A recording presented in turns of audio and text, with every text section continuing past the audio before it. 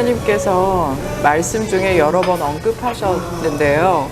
이제는 선교의 패러다임의 변화가 요구된다고 여러 번 말씀하셨습니다.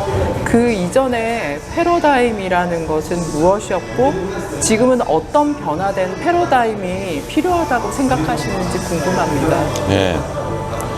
제가 모든 선교사들의 입장을 대표해서 그분들의 전략이나 패러다임을 다 안다고 말할 수 없고, 또 선교단체나 선교사들이 다 똑같은 방법으로 똑같은 원리로 일하는 게 아니기 때문에 그분들은 다 이렇다 이렇게 말할 수 없지만, 그러나 이제 큰 획을, 지금까지의 그 큰 획을 놓고 봤을 때 지난 수세기 동안의 세계 선교는 일단 서양인들에 의한 비서구 문명을 향한 선교 방법이었고, 선진국에 의한 후진국을 위한 선교 방식이었고, 그리고 기독교 문명에 의한 소위 비기독교 그리고 미전도 종족을 대상으로 한 선교 방식이었어요.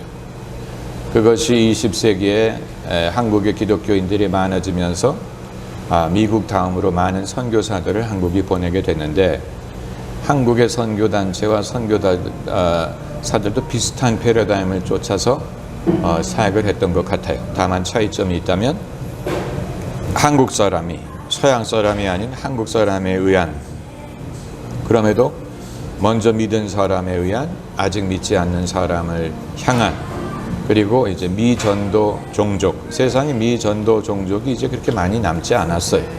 세계는 빨리 발전했고 또 세계화되고 있고, 세계화된 이 상황에서 미전도 종족으로 남아있다는 것은 무슨 어느 아마존 정글의 그 은둔 그런 부족 국가가 아니면, 이제는 그런 식으로 미전도 종족을 말하기가 어려운 시점이 됐죠.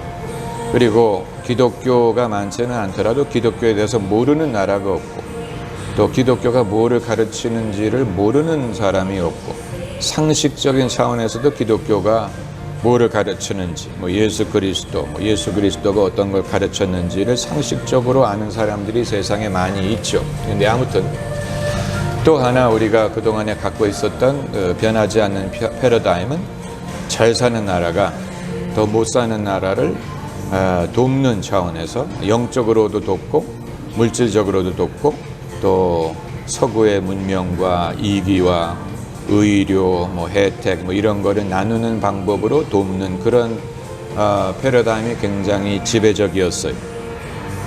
그래서 이 과거에 대한민국이든 미국이든 캐나다든 독실한 기독교인들에게 너는 장차 선교사로 가려면 어디를 가려느냐라고 물어보면, 근데 대부분이 막연하게 아프리카를 간다고 얘기하죠. 아프리카. 왜냐하면 아프리카는 수많은 사람들의 마음속에 아직도 그 어두운 대륙, 세계 문명이 들어가지 않고 가난하고 여러 가지 면으로 뒤진 그런 그 사회라는 인식이 굉장히 강하게 박혀 있어서 그 구조, 그 원조를 하는 대상도 아프리카를 생각하고, 또 선교를 하는 대상도 아프리카를 생각하고, 저는 이것이 정말로 세상을 올바로 이해하고 신앙적인 관점에서 올바로 파악을 하고 하나님의 전략을 알기 때문에 그렇게 생각을 해서 그런 것인지, 아니면 사람들 마음속에 뿌리 깊이 새겨져 있는 어떤 편견에 좌우되는 것인지를 묻고 싶어요. 왜냐하면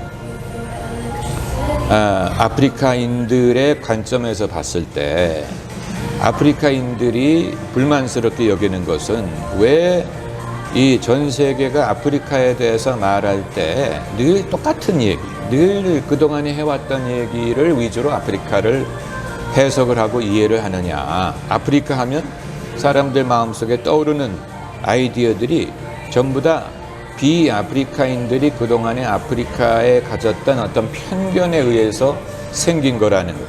아프리카가 미개하다라든가 가난하다라든가 아프리카 사람들이 굶는다라든가, 또 아프리카 하면 사람들이 생각하는 것이 무슨 사자라든가 뭐 초원의 얼룩말이라든가 뭐 타잔이라든가 뭐 이런 거를 생각을 한다는 거. 근데 아프리카 사람들이 말하기를 그건 비아프리카인들이 아프리카인에 대해서 그런 식으로 생각을 하고 그런 식의 생각을 퍼뜨렸기 때문에 다들 그렇게 생각을 하는데 그건 아프리카를 모르는 것이다. 아프리카에 와보면 아프리카 사람들이 그렇게 살고 있지 않다. 아프리카가 이제 상당히 서구화됐고 또 발전한 나라들도 많이 있고 그리고 남아프리카 공화국 같은 나라는 서구 사회와 거의 비슷한 그런 수준의 문화와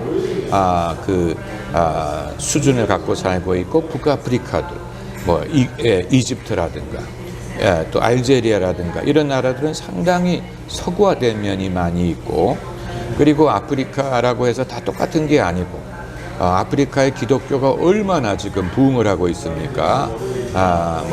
미국보다도 오히려 더 아프리카의 기독교가 뜨겁고 또 그 교회가 성장을 했고 대형 교회가 많고 또 많은 그 사역자들이 유럽에 진출을 하고 아프리카의 기독교가 엄청나게 부흥을 하고 있는데 그럼에도 불구하고 그 외부에 있는 기독교인들이 세계 선교를 생각할 때 당연히 아프리카다 미전도 종족이다 이렇게 생각을 하는 것은 제가 지난 수십 년 동안의 세계가 변화하는 과정을 지켜봤을 때는 이제는 그것은 시대착오적인 것이고 이제는 더 이상 그렇게 말할 수 없고 이제는 미전도 종족이라는 것은 어떤 역사적인 차원에서 기독교가 아직 들어온 적이 없는 나라를 말하는 게 아니고 오히려 이 캐나다처럼 독일처럼 영국처럼 프랑스처럼 아니면 동부 유럽처럼 오랫동안 기독교 문화였는데 기독교 문화권이었는데 세월이 지나면서 신앙으로부터 떠나갔어요. 신앙으로부터 떠나가고 동부 유럽에는 공산주의가 들어와서 공산주의가 기독교를 몰아냈었죠. 그래서 기독교가 없고 교회가 없는 시절을 70년을 보냈었죠. 그런 면으로 이미 동부 유럽은 옛날부터 후기 기독교 사회를 경험을 한 거예요. 그리고 서부 유럽은 공산주의가 기독교를 몰아낸 것이 아니고 세속주의, 또 여러 가지 계몽주의 이후에 사람들이 이제는 과학, 또 현대 문명, 또 진보한 사상 이런 것이 이제는 더 이상 사람들 마음속에 기독교가 남아있을 틈이 없게 되었다라고 스스로 생각을 해서 기독교로부터 멀어진 거예요. 기독교가 더 이상 그들의 삶에 그렇게 큰 역할을 하지 않아요. 전통은 남아있어요. 그렇기 때문에 크리스마스를 아직도 지키고 또 크리스마스와 부활절에 교회를 가요. 그리고 아기를 교회에서 세례를 받게 하고 결혼식을 교회에서 해요. 장례식을 교회가 해줘요. 그리고 기독교 문화가 그대로 살아있어요. 기독교 전통, 기독교 음악, 기독교 문학, 기독교 건축, 기독교의 기억 이런 것이 남아있어요. 그리고 그들의 가치관, 인권, 민주 이런 모든 사상이 기독교에서 상당히 영향을 받았어요. 그렇기 때문에 기독교는 아직도 그들의 삶 속에 남아있어요.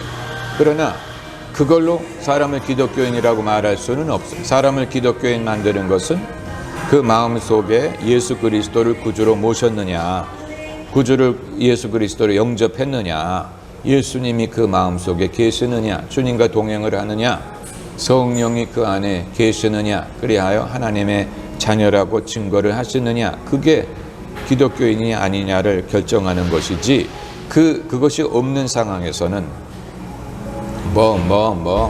과거에 기독교 학교를 나오고 기독교 문명에서 자라나고 세례를 받고 기독교 학교를 다니고 할아버지가 목회자를 하고 어떤 전통이 있었더라도 현재 마음속에 예수님이 계시지 아니하고 개개인적인 차원뿐만이 아니고 그 사회 전체의 차원에서 기독교가 더 이상 이 사회에 존재감이 없고 기독교 신앙이 부흥하고 있지 않고 교회가 부흥하고 있지 않고 사람들이 교회를 나가지 않고 교회 출석률이 현저하게 떨어지고 교회 출석률이 인구의 5% 미만이고 그리고 교회가 문을 닫고 그리고 어떤 우리가 흔히 신앙의 부흥이라고 여기는 그런 어떤 조짐도 벌어지지 않고 있다면 그건 후기 기독교 사회고, 이러한 사회가 이 과거의 기독교를 믿었던 문명이 기독교를 떠나갔다는 사실이 상징적으로 의미하는 바가 커요. 왜냐하면 그 이외의 사회가 아무리 기독교가 부흥을 하고 있다고 하더라도 기독교의 원조가 기독교 신앙을 떠나가고 있다는 말은 이 기독교에 주는 의미가 상당히 크고, 뭐 아프리카, 아시아, 라틴 아메리카에 아무리 기독교가 부흥하고 있다고 하더라도 원조인 유럽인들이 기독교를 떠나간 것을 보니 이제 모든 나라가 다 서구화를 닮아가고 서구 문명을 닮아가고 서양식으로 변하고 서양의 문물을 받아들이고 다 흉내를 내려고 하고 있다면 다른 나라들도 결국은 유럽이 하는 식으로 따라갈 수 있지 않겠느냐. 결국은 그들도 기독교와 상관이 없는 사회가 되는 것은 시간 문제가 아니냐 하는 질문이 대두가 되는 거예요.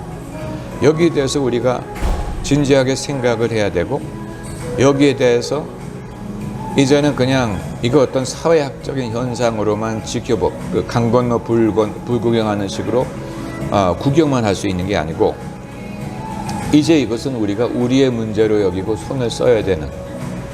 그래서 이 미전도 종족들만을 대상으로 뭐 복음을 전하고 선교를 하고 그들만이 우리의 관심사다, 우리의 사명은 거기까지다라고 생각을 하는 것은 이 시대의 이 세상의 영적인 그 판도를 제대로 읽지 못하는 것이고, 예수님 말씀에 이 천국 복음이 땅 끝까지 증거되고 그리고 끝이 오리라 라고 말씀을 하셨는데, 우리는 그게 일회적인 사건으로 끝날 줄로 생각을 했어요. 이 땅 끝을 향해 복음이 달려가고 그리고 거기까지 일단 가면 끝일 거야 라고 생각을 했는데, 끝을 향해 가다 보니까 끝이 거기가 아닌 거예요. 우리는 무슨 뭐 아시아, 북한, 중국 거기가 끝일 거라고 생각을 하고 거기까지 가면 끝이 오리라고 생각을 했는데, 가봤더니 그게 끝이 아닌 거예요. 다른 데 끝이 발생, 다른 데 문제가 발생, 다른 데 이제 또 복음을 전해야 될 일이 생기는 거예요. 그렇기 때문에 이 선교 패러다임을 바꾸는 것은 선교 자체의 패러다임뿐만이 아니고 기독교 신학의 해석의 변화, 재해석, 지금 현재 상황에 비추어서 그동안에 우리가 예수님의 말씀을 이해했던 그 방법이 수정이 필요하고,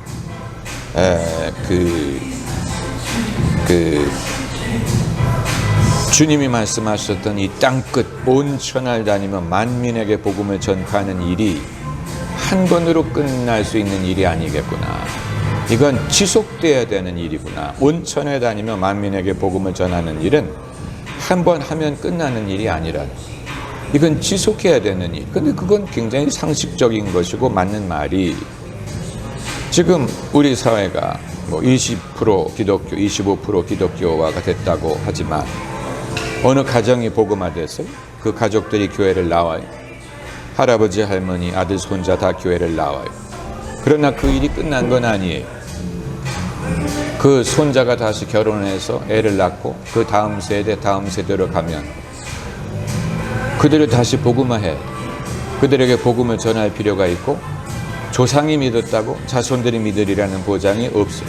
그렇기 때문에 이 일은 끝나는 게 아니에요. 한 번 전했다고 끝나는 게 아니고 이건 지속해야 되는 거예요. 지속해야 되는 거예요. 이건 성도들이 지속해서 교회를 나오는 걸 보면 알 수 있어요. 성도들이 이미 믿었잖아요. 이미 구원을 받았어요. 기독교인이 됐어요. 그러면 이제 더 이상 말씀을 들을 필요가 없고 교회를 다닐 필요가 없냐? 그게 아니에요. 여전히 나오잖아요. 세상 떠난 날까지 끊임없이 교회를 나오고 끊임없이 말씀을 들을 필요가 있고, 목회자가 그들을 끊임없이 권면하고 말씀을 가르치고 위에서 기도해주고, 그 필요가 끝이 나지 않아요. 끝나지 않는 일이에요.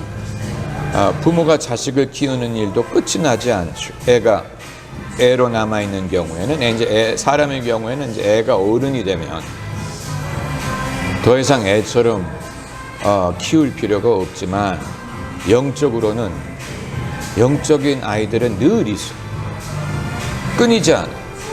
그래서 그들을 키워야 돼. 말씀의 젖으로 키워야 될 의무는 끊이지 않고 그렇다면 세계를 복음하는 일이든 만민에게 복음을 전하는 일이든 모든 족속으로 제자를 삼는 일이든 이 모든 일은 결코 끝날 수 있는 일이 아니에요. 그렇기 때문에 이게 언젠가는 끝나게 되리라라고 생각했던 것은 잘못된 생각이고 예수님이 언제 오실지 우리가 알 수 없고 그건 하나님이 정하실 문제지만 그때가 언제가 되었든 우리는 끊임없이 복음을 전할 의무가 있고 그 대상이 누구든지 그 대상이 다시 대한민국이 될 수도 있어요. 지금은 대한민국에 교회가 많고 기독교인이 많다고 하지만 다시 대한민국의 복음을 새롭게 전하고 다시 복음화를 해야 될 필요가 어느 날이 올 수도 있고 미국이 그럴 수도 있어요. 뭐 세계 어느 나라든 우리가 안심할 수 없어요. 어느 나라든 우리가 이제 됐다라고 말할 수 없어요. 되는 시점은 예수님이 오실 때 그건 되는 것이지만 그때까지는 일이 끝나지 않아요. 그렇기 때문에 제가 이 선교의 패러다임을 바꿔야 될 필요가 있다는 말을 하는 것은 선교학자들, 선교사들이 당연히 신학을 연구하고 당연히 신학적인 관점에서 이것을 하지만 그러나 그 신학적인 해석이라는 것은 이 세계의 변화, 세상의 변화에 발맞춰서 끊임없이 재해석을 해야 될 필요가 있기 때문에 지금 이 시점, 소위 포스트 모던 시대라고 하는 이 시점에는 이 선교에 관련된 신학을 우리가 다시 연구해야 될 필요가 있고 거기에 따라서 새로운 전략을 세워야 될 필요가 있고 우리의 힘을 이제 새로운 방향에 새로운 곳을 향해 우리가 집중해야 될 필요가 있다고 보는 것이죠. 그렇기 때문에 저는 이 유럽 선교를 위해 제가 하는 일, 책을 쓰는 일과 거기에 복음을 다시 소개해야 된다고 말하는 이 일이 저만의 일이 아니고 그냥 저 혼자만이 할 수 있는 일이 아니고 그것이 선교단체와 또 이 세상의 복음을 전하려는 꿈을 가진 모든 사람들에게 중요한 메시지가 될 수 있을 것이라고 보고 여기에 대해 많은 분들의 이 참여와 동참과 그리고 협조와 또 조언과 그리고 만일 같이 일을 하고자 하는 분들이 있다면 그분들을 환영하려고 하는 거죠.